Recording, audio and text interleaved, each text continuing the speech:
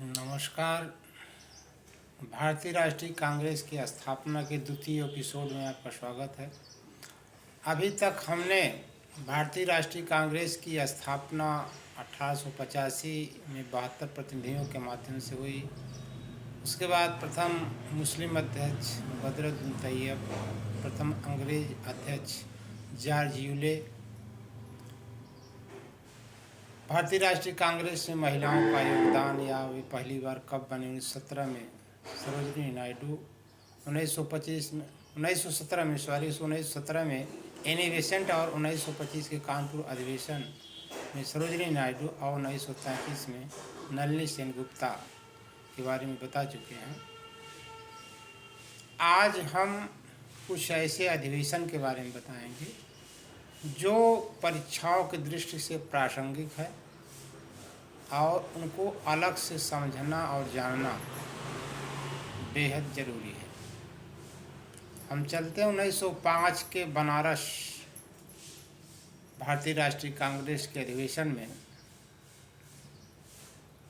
जहां पर पहली बार गांधी जी कांग्रेस में या कह लें कि भारतीय राष्ट्रीय कांग्रेस के अधिवेशन में भाग लिए थे। 1905 के भारतीय राष्ट्रीय कांग्रेस के बनारस अधिवेशन में गोपाल कृष्ण गोखले अध्यक्ष थे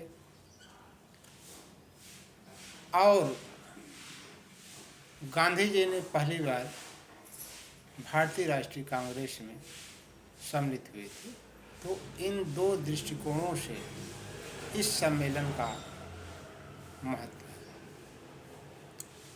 इसके बाद 1907 में सूरत अधिवेशन का एक महत्वपूर्ण बिंदु है, जिसमें पहली बार गरम दल और नरम दल अलग हो गए। दोनों के विवाद के परिणाम स्वरूप अंत में रास बिहारी घोष को सूरत अधिवेशन में भारतीय राष्ट्रीय कांग्रेस का अध्यक्ष चुना गया, लेकिन यहीं से दक्षिणपंथी और वामपंथी दोनों के रास्ते अलग हो गए। वामपंथी या कह सकते हैं जो क्रांतिकारी विचारधारा के लोग थे, उन्होंने भारतीय स्वतंत्रता को प्राप्त करने के लिए अपना अलग कदम उठाना शुरू किया और जो भारतीय राष्ट्रीय कांग्रेस के शेष लोग थे, उन्होंने एक अलग तरीका अख्तियार किया, यानी दोनों के रास्ते अलग हो गए। इन दोनों दृष्टिकोण से 1907 का सूरत अधिवेशन काफ़ी महत्वपूर्ण है।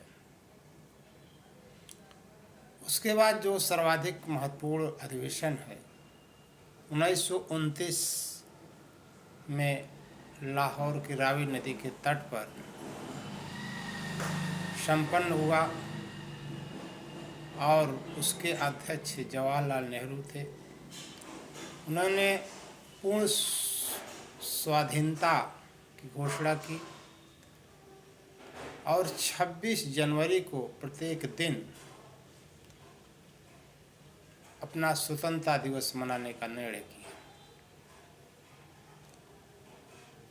तो कई दृष्टिकोण से लाहौर का अधिवेशन महत्वपूर्ण है। पहली बार जो 26 तारीख स्वतंत्रता दिवस मनाने का निर्णय लिया गया, पूर्ण जो स्वराज्य या पूर्ण स्वतंत्रता की घोषणा की गई, इन दो बिंदुओं के कारण इस सम्मेलन का बहुत बड़ा महत्व है।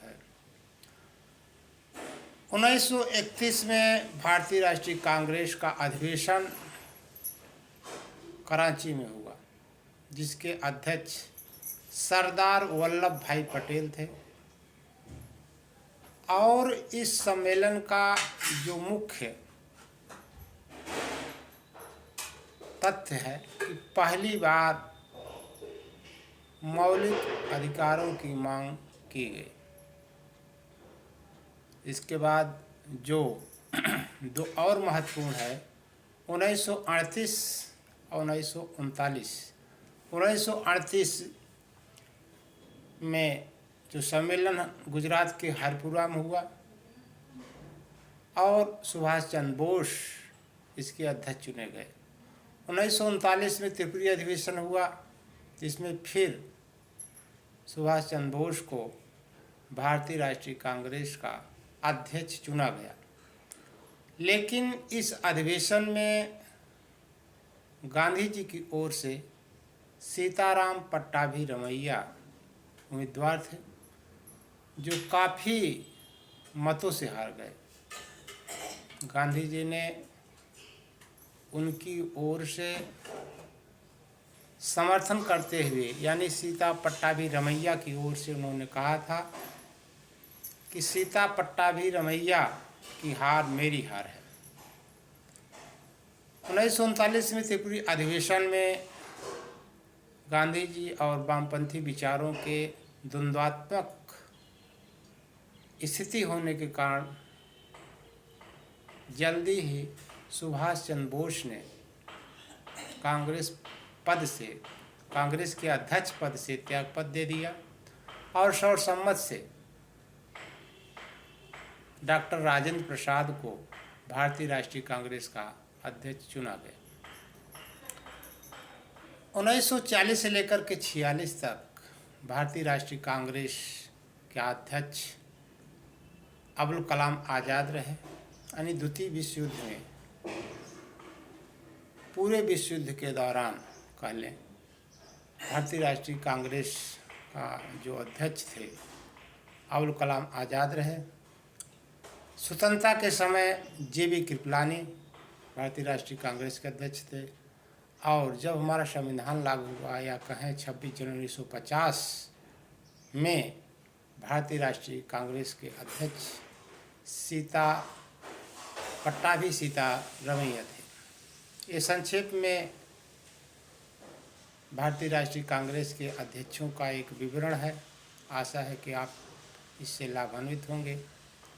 अगले एपिसोड में हम फिर कुछ भारतीय राष्ट्रीय कांग्रेस से संबंधित कुछ अन्य महत्वपूर्ण पहलुओं को लेकर उपस्थित होंगे। तब तक के लिए धन्यवाद। Thank you.